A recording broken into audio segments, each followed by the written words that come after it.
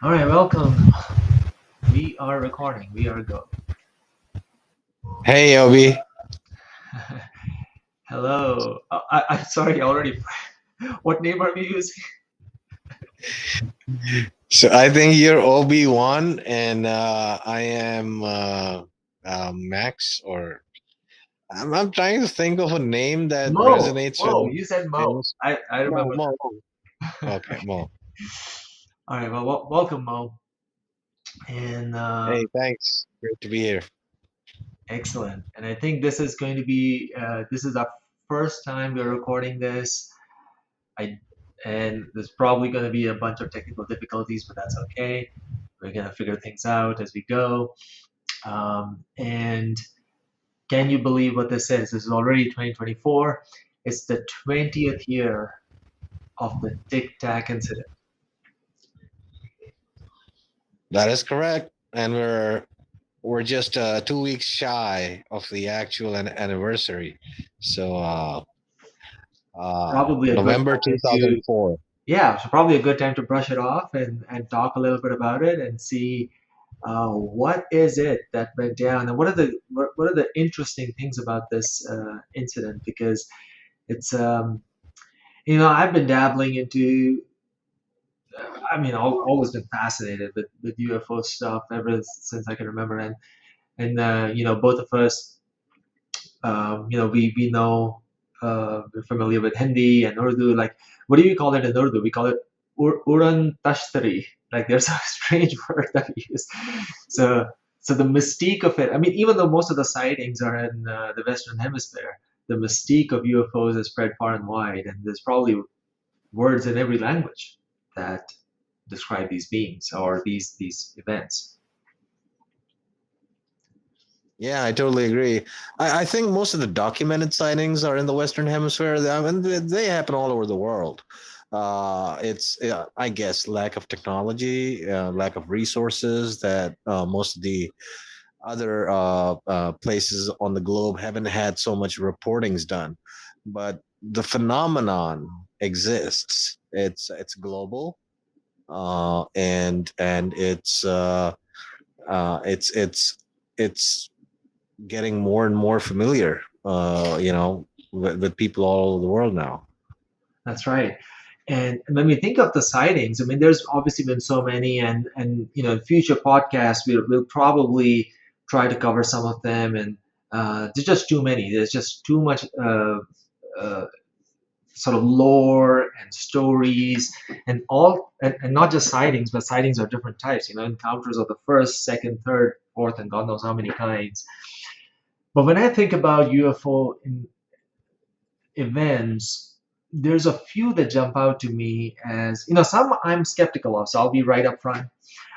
Some I'm not a believer in everything, so I'm not like a true believer. I suppose that's how people euphemistically describe people that believe in all the events and all the abductions and everything. But I tend to be a little bit skeptical. But there's just so much that's unexplained, and this particular event, the Tic Tac, which first burst onto the scene, I believe, at least I knew about it, was 2017 with the New York Times article. And That's then, right. and then when I first heard about, when I first saw, I think the key moment for me was when I first saw an interview of David Fravor. I'll bring up his picture so we know who we're talking about. And I think it was an interview maybe on Fox TV or like one of those. I mean, he was on different channels at the time after the New York Times 60 interview. minutes. I just found this man to be full of, I don't know, he was very believable and credible. He's the top pilot. Yeah, he's a top pilot, highly trained, and just the way he carried himself. I mean, sometimes, I'm skeptical of some of these UFO um, stories because people are doing something with them. They're going to conferences, they're selling a book, there's some economic element. There is none here that I could tell at the time. I mean, the man doesn't want to go to conference. I mean, he has actually gone to conferences, just very few, maybe two or three. He's not a regular fixture. He doesn't like to be in the UFO limelight. He has a great career. He didn't need to do this, but he did. And just the way he talks about it, and it's just highly credible person. And then the story he told was also pretty extraordinary. That's right. I think he was answering Destiny's calling. Moments ago you said something about this, the whole topic being somewhat blurred by the by the added mystique of people using a paintbrush and just painting it all with everything with little green men, with aliens, with it gets so vague.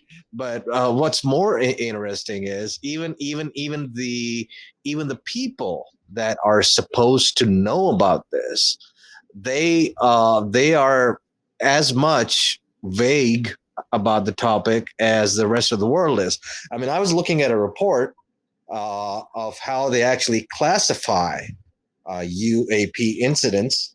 Mhm. And what was striking to me is that every time there's a sighting, they're classified into just five categories. There's just five categories, and what's even more striking is that the first four categories are uh, airborne clutter, number two, weather anomalies. Number three, U.S. developmental government aircraft. Number four is foreign adversary aircraft. And the fifth one, now, drum roll, the fifth one is just labeled other. So, That's I descriptive. mean, this is perplexingly vague the way they describe these aircraft, having so much documentation, having so much resources at their disposal, videos that we haven't even seen yet, all of the data that they have. The best thing that they could think of to describe this category is by labeling it as other. Yeah, and I totally agree. And that's kind of pretty frustrating and also unnerving that people that are supposed to know seem to, at least on the surface, know so little. And that's actually something I want to explore a little bit more as we talk about, take like a larger view of all the witnesses that has come forward. Um, that it's it's I oscillate between, okay, let's assume for the moment that this stuff is real, it's happening. Then the explanations from the people that are supposed to know, and I'm talking about Pentagon spokespeople and some of the other people that were high up on the task force, the UFO task force that have come forward since then. People like I believe his name is, and you're more the authority on him, is the Colonel Carl Nell, I guess is the name, Carmel, yeah. Carl Nell. And people like him when they talk, it doesn't seem like that they're that they're saying that they actually know, they've seen. I mean, they talk about belief. It's like, I believe this is to be true. It's like either they are underplaying their hand, they're not sharing everything because it's like, oh, we can't share it, there are NDAs and all these things, or we just we just really don't know, and which is unnerving because like with all the sophisticated sensors, like we seem to have the best technology on the planet, we don't have better videos and audio. But and we'll get into that, but let me just first very quickly lay the land on what the sighting was, and I'll go through, please add anything to it that I missed, but very quickly.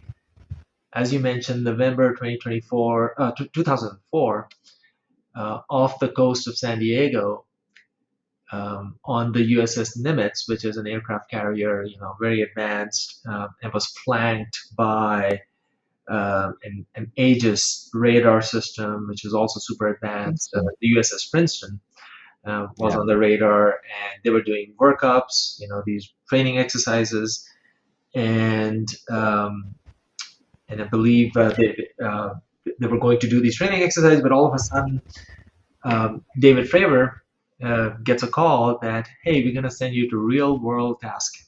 And that is basically something is happening, and they're going to redirect them away from their training exercise towards that situation.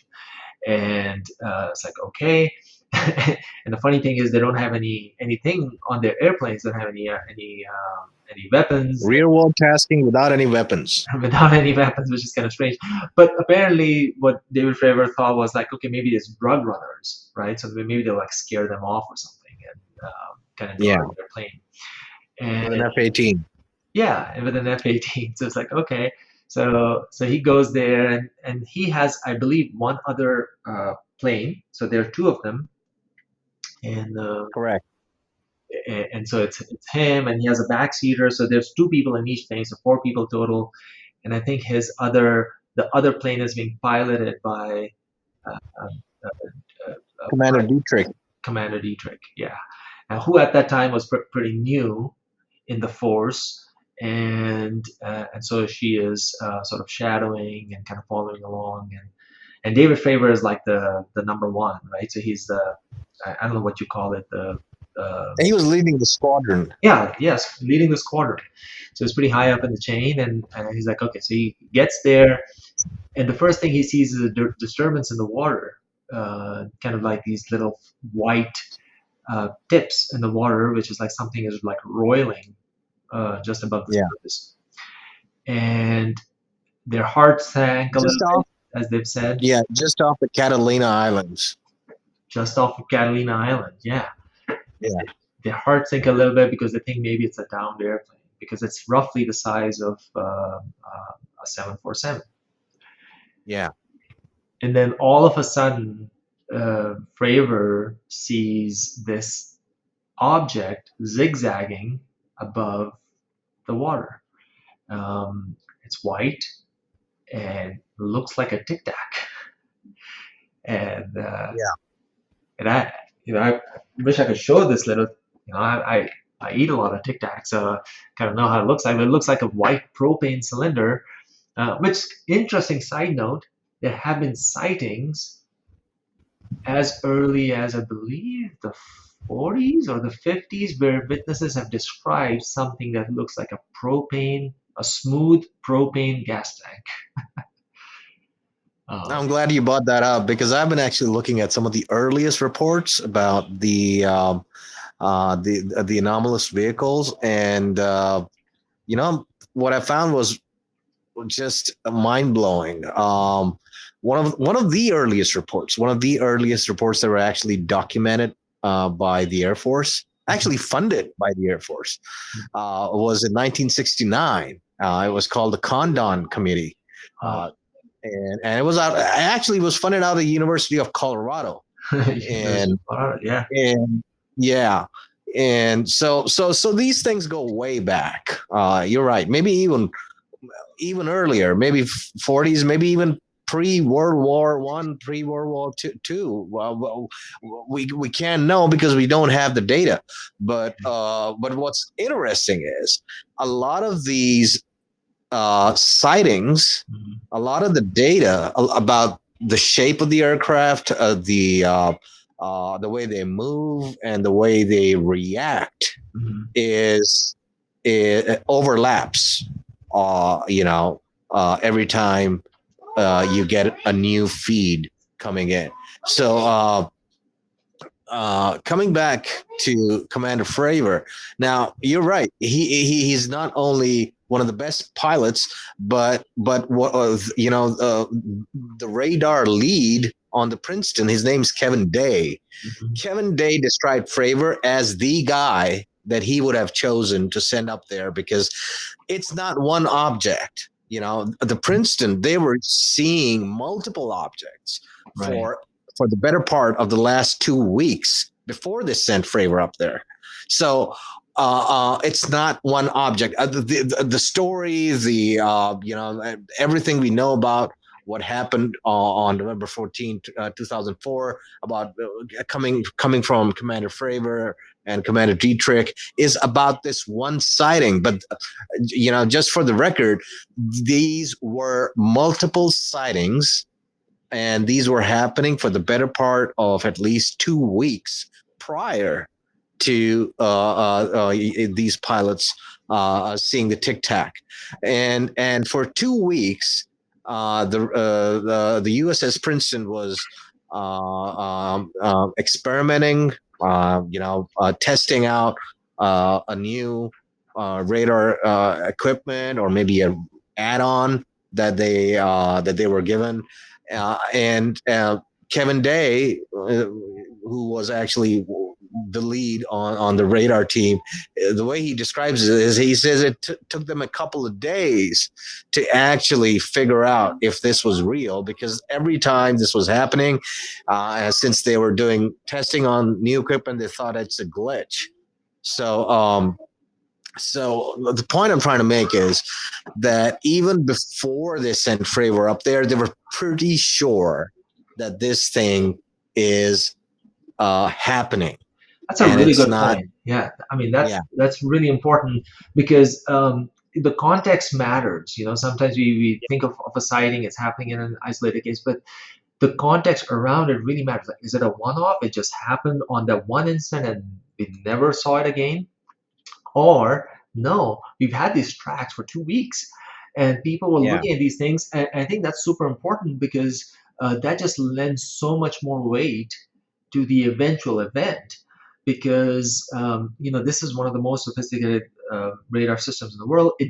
And I heard this other comment from David Fravor is like, yeah, it doesn't really give false tracks. So it doesn't really give false tracks to begin with. But of course, once in a while it can, and there's a process in place to reset the system to get rid of those. And I think I've heard from Kevin Day that they did that, maybe at least once, but maybe more than once, and they didn't go away. These tracks, and it's just like, okay, there's something real that's out there, something physical, and not just that something is there, but I think I've heard uh, some interesting specs about what those tracks were doing. That they were coming in from a height of 80,000 feet, which is basically space, and coming down to right above the water, and then going back up again. And that's pretty weird. We don't. I mean, those are not drones. Those are not drones you can buy out at Costco.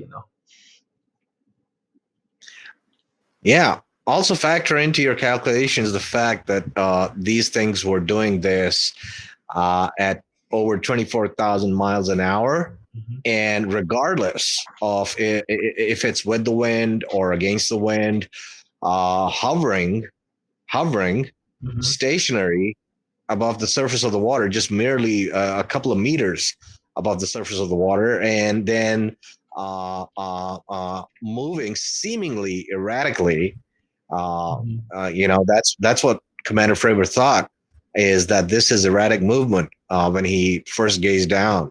Right. But when he actually started his descent, he started to notice that these movements are uh, uh, have appear to have a pattern. Hmm. So it was definitely something under the water. The way he described coat, he said white water. So something foamy, a disturbance right underneath the surface, Hmm. uh, and above it, the tic tac. Right. Exactly. And it was zigzagging, and this is a rough sort of location. And I don't know if we have an exact location for where the event occurred, but I've heard the coast in Ensenada, San Diego. You're saying Catalina, that's kind of a little north. Um, so I don't know, maybe this kind of area here. I mean, it's not super deep water, but they were apparently it was a bright sunny day. The waters were calm, and so the white Yeah, water he saw just in that location, and it was in the shape of a cross, like a plane. And this thing is zigzagging, and just to make a long story short, um, it becomes aware of their presence. So as they're hovering up above, they're maybe at 30,000 feet and the tic tac is um, just above the water, so they kind of start their descent into it, and the tic tac starts coming up, so it starts mirroring his uh, Commander Favor's movement. So Commander Favor has his eyes on the tic tac, and then his uh, sort of the other plane. Commander Dietrich has sort of a bird's eye view looking down. So there's like two perspectives here, and they're both looking at the same thing. They're both reporting seeing the same thing, along with their backseat operators as well. And at one point, Commander Faber, which I love about this guy, he's like, he doesn't have any weapons. This thing is kind of mirroring his motions. It's coming up, he's coming down. He's like, you know what? I'm gonna just cut across this circle that we are in, this dance. I'm gonna cut across it and meet it. You gotta love the guy. He's just, I just go straight at it. And so if he does, he cuts across, and as he's gaining ground on this UFO, and I believe at this point he should have had a really good visual on it. Like, this is not some speck in the eye, some bird at a distance. I mean, this thing is close. And later he's even said that he saw some antenna looking thing coming out from below it, like under it. So he had a really good uh, view of it. And then all of a sudden, poof, it disappears. Yeah, one of the most amazing things for me about these few minutes that ensued between the time that actually Fravor it got Fravor's attention till the time that it disappeared is, and I'm going to boil it down to facts. So fact number one is Fravor wasn't the first one to spot it. The first one to spot it was Dietrich's wingman, Mhm. who started to say something, and then Fravor just immediately interrupted and said, "Dude, do you see this?" Yeah. Uh, and so yeah, like you said, there's actually four people, so we have four witnesses, and for our audience from the Middle East, we're totally Sharia compliant here. Four witnesses saw this incident. Fravor Fravor starts descending, and the most interesting thing for me is that Fravor is a seasoned veteran. He's not somebody who just graduated out of uh, the Air Force and he's doing his runs. No, this is a seasoned navigator, a seasoned pilot, and he is acting on impulse. Yep. So something spooked him, Yep. got his curiosity aroused to the extent that it actually compelled a seasoned veteran to start acting on impulse. Now, when he does that, he signals Commander Dietrich, and just totally on impulse. He tells her, "Hey, I'm going to go down. I'm going to check it out." And then he starts descending. And that is the first time that this object, this Tic-Tac, reacts. It turns towards Fravor's aircraft before it starts to make it climb. So the first thing is the reaction. So definitely conscious of the fact that there is something up there. Yeah. That is focused on its presence above the water. So the first thing we need to factor in is that this thing has consciously reacted to Commander Fravor's presence thousands of feet up in the sky. Mm-hmm. And then as Fravor is descending, not only does it react to his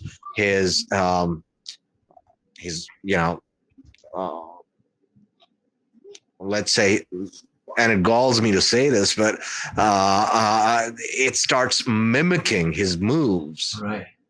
as it comes up. Mm-hmm.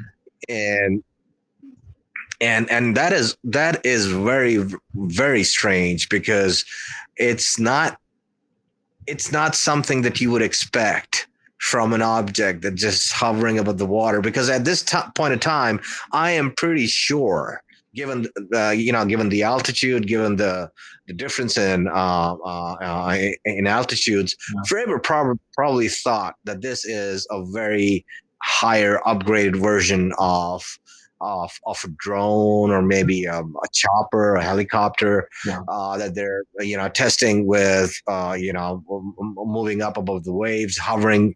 But when it started coming up, that's a that is different when story. Fravor actually got spooked. Yeah, because the amount of energy you need in that maneuver is ridiculous. Because when you're coming down, you're using gravity. You're just using gravity. You're just kind of putting your nose down, and you're coming down. But to come up at the same rate of speed without any afterburn, without any kind of visible means of propulsion is kind of insane. No rotor wash, nothing. Yeah, and there's no visible means of propulsion. So how's it coming up? And he was pretty close. It's not a balloon. Balloons don't come up like that.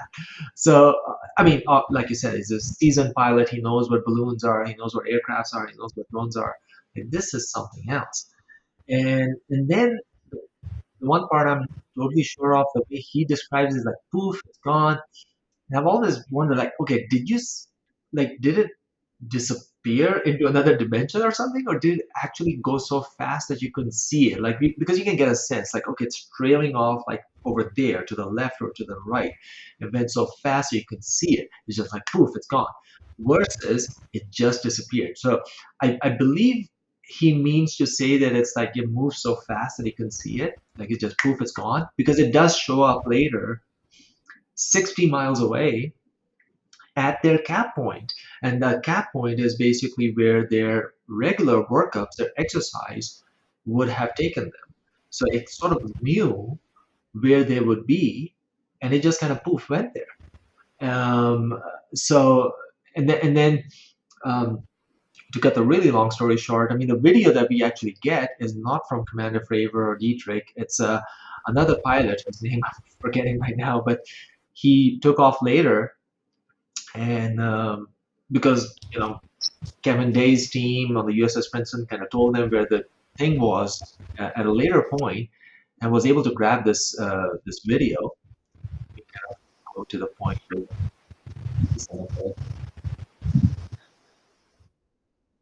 and the video is kind of fuzzy because apparently the more you copy the video, the fuzzier it gets. It's been copied many times now. But here we see that smooth-looking Tic-Tac. It's a little fuzzy now, but apparently in its original form, it was pretty clear. Um, and then it starts kind of moving off to the left, which you might see here in a bit. It's kind of just hanging out, and they do different screens. They kind of flip through different modes on the IR system that they have, and there we go. It starts kind of moving. They're trying to get ranging on it. They're trying to lock it in again, and yes, it's like something physical there, and it's also kind of limiting. So they don't. They have 99.9 ranging on it, which basically means they don't know how far it is because it's blocking their their camera systems. And then boom, it's gone. So so that's the event. And the person who took this video, to my knowledge, he's not gone to conferences. He's not tried to sell books. Even scarcely does interviews. Just another. To me, that kind of matters. Maybe it shouldn't matter so much. I mean, I don't begrudge people telling the story. I mean, we all want to hear the story, right? But if there's like strong economic um, incentives, then it's like, okay, what was a real deal here? But here, like, I'm convinced, like, there's no, it wasn't like they were trying to sell a book or a story. No, they came out and told, like, they bore witness and they just told their story. It's one of the most compelling things for me in the UFO canon. And I know we only have a minute left. Any closing thoughts? Any final words you want to say? Yeah, yeah. One of the most interesting things for me about this video, in particular, and the whole incident in general, is that when Commander Fravor he started descending, he noticed this apparently you know uh, random pattern in which this tic tac was moving, and most of the other stories that we've heard about these things is that they can move like you said, they just disappear. I mean, the speeds are ludicrous, Mm, and But the whole what I'm trying to say is, and that's why some of these things they transcend into folklore.